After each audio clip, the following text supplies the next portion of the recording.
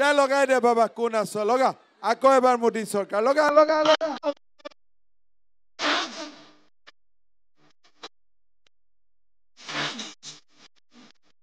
আকৌ এবাৰ মোদী চৰকাৰ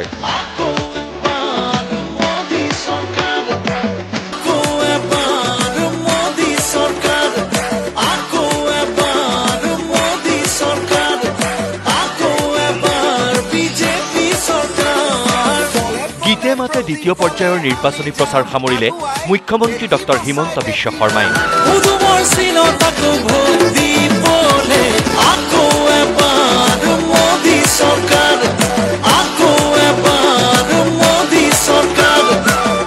দলগাঁও লাহৰীঘাট মাজবাট বেজেৰা আৰু কমলপুৰত মুখ্যমন্ত্ৰীৰ হাই ভল্টেজ প্ৰচাৰ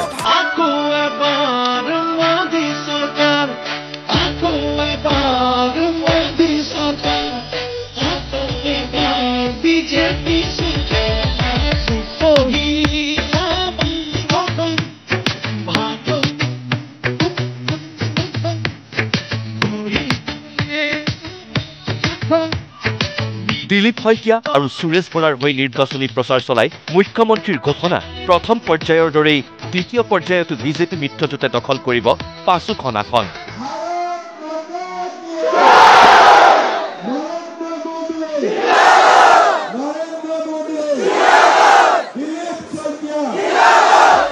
কাৰণ ৰাজ্যৰ ইমূৰৰ পৰা সিমূৰলৈ এতিয়া কেৱল ঢৌ বলিছে নৰেন্দ্ৰ মোদীৰ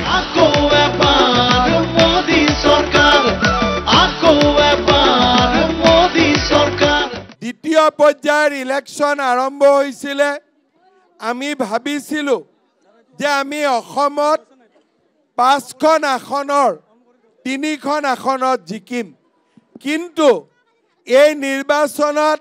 মানুহৰ যি উৎসাহ উদ্দীপনা তাক দেখি মই আজি ক'ব পাৰোঁ যে প্ৰথম পৰ্যায়তো আমি ৫খন আসনত জিকিছোঁ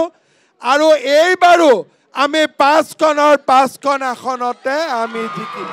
পূৰ্বতে এটা চৰকাৰী চাকৰিৰ দাম আছিল ২ লাখৰ পৰা ১ কোটি টকা কিন্তু বিগত ৩টা বছৰত সকলো সলনি হৈ গ'ল অসমত এতিয়া দালালৰ চাউল উকলিল যাৰ বাবে দুখীয়া দৰিদ্ৰজনৰ সন্তানে লাভ কৰা হ'ল চৰকাৰী চাকৰি পৰিৱৰ্তনকামী অসমৰ বাস্তৱ ছবিখন ৰাইজৰ সন্মুখত দাঙি ধৰে মুখ্যমন্ত্ৰীয়ে আগতে চৰকাৰত এটা চাকৰি পাবৰ কাৰণে ২ লাখৰ পৰা ১ কোটি টকালৈকে ঘোষ দিবলগীয়া আছিলে যদি মেজিষ্ট্ৰেট হ'ব লাগে ডিএছপি হ'ব লাগে ১ কোটি টকা সাব ইন্সপেক্টৰ বা আন চাকৰিৰ বাবে ২০ লাখ আনকি অংগনবাদী চাকৰিৰ কাৰণেও ২ লাখ ৩ লাখ টকা ঘোষ দিবলগীয়া পৰিৱেশ আছিল আজি আপোনালোকে চাওক যোৱা ৩ বছৰত মই অসমত 1 লাখ চৰকাৰী চাকৰি দিলো কোনোবাই এটা টকা খাব পাৰিলে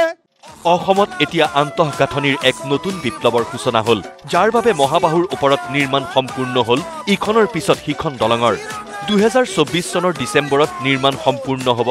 গুৱাহাটী আৰু উত্তৰ গুৱাহাটীৰ বহু প্ৰত্যাশিত দলঙৰ কুৰুৱা নাৰেংগী পলাশবাৰী শুৱালকুছি দলঙৰ কামো শীঘ্ৰেই আৰম্ভ হ'ব বুলি কমলপুৰৰ দগাঁৱত ঘোষণা মুখ্যমন্ত্ৰীৰ আমাৰ অসমত ইনফ্ৰাষ্ট্ৰাকচাৰৰ এটা নতুন বিপ্লৱ আৰম্ভ হৈছে এই ২০২৪ চনৰ ডিচেম্বৰ মাহৰ ভিতৰত গুৱাহাটী উত্তৰ গুৱাহাটীৰ দলঙো আমি সম্পূৰ্ণ কৰি পেলাম ফাঁচী বজাৰ গণি আমি ২০ মিনিটৰ ভিতৰত গৈ পামগৈ তেনেকুৱা পৰিৱেশ হৈ গ'ল নাৰেংগী আৰু কুৰুৱাটো দলঙৰ কাম আৰম্ভ হ'ব শুৱালকুছি আৰু আমাৰ পলাশবাৰীৰ মাজতো দলং আৰম্ভ হ'ব সমষ্টি পুনৰ নিৰ্ধাৰণে সমগ্ৰ ৰাজ্যলৈ পৰিৱৰ্তন কঢ়িয়াই আনিলে ৰাজ্যৰ অন্য সমষ্টিৰ দৰেই জালুকবাৰী সমষ্টিৰ ৰাইজৰ মনত এটা প্ৰশ্নই খুদুৱাই আছিল জালুকবাৰীৰ বিধায়ক হৈ ডক্টৰ হিমন্ত বিশ্ব শৰ্মা থাকিবনে নাথাকে মুখ্যমন্ত্ৰীৰ উত্তৰ মই আজীৱন আপোনালোকৰ বিধায়ক হৈ থাকিম আমাৰ সমষ্টিৰ পুনৰ গঠন হ'ল ২-এজন মানুহে মনত বেয়া পাই থাকে যে এতিয়া আমাৰ কি হ'ব জালুকবাৰীত হিমন্ত বিশ্ব শৰ্মা থাকিবনে নাই এই কথাবোৰ আপোনালোকে নাভাবিব কাৰণ মোৰ আপোনালোকৰ লগত সম্পৰ্ক MLA সম্পৰ্ক নহয়, এইটো আজীৱন সম্পৰ্ক। যেতিয়ালৈকে মই জীয়াই আছো তেতিয়ালৈকে মই ইয়াত MLA হৈয়ে আছো। সেইকাৰণে আপোনালোকে এইবিলাক কথা চিন্তা নকৰিব। ইলেকশ্যন আহিব, কোনোবাই ক'ৰবাত ভোট যাব আহিব, কিন্তু MLA ময়ে পাৰ্মানেণ্ট ইয়াত আছো। দ্বিতীয় পৰ্যায়ৰ নিৰ্বাচনী প্ৰচাৰৰ অন্তিম দিনা মুখ্যমন্ত্ৰীয়ে 5টাকৈ স্থানত চলালে নিৰ্বাচনী প্ৰচাৰ।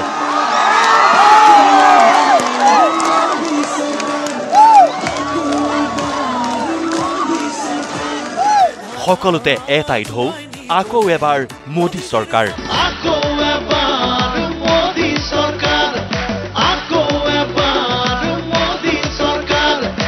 Bureau report, news live.